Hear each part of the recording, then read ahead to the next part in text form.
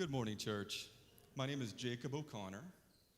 If you squint in the darkness, you can see my beautiful wife, Mac, and my daughter, Kay, sitting over there. This is what they look like.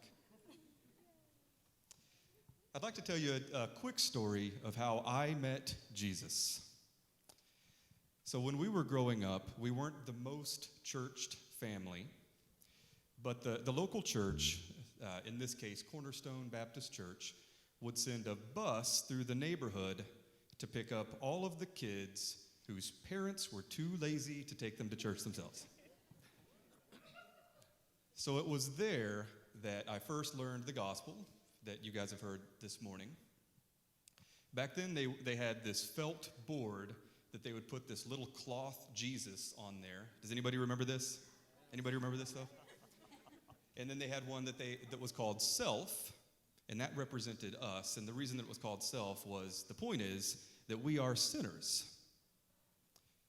So they talked about how Jesus took that sin from self onto the cross with him, where he died. But then he rose from the grave. And that sin, the sin that had eaten me up my entire life, was destroyed. So fast forward to an evening. My family stole cable.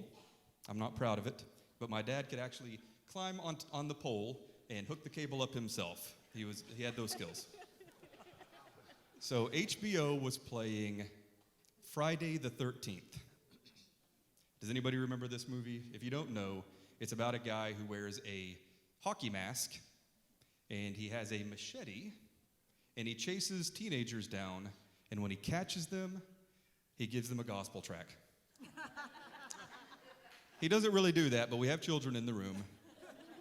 And come to think of it, a lot of us respond to gospel tracks kind of how we respond to machetes. So here I am.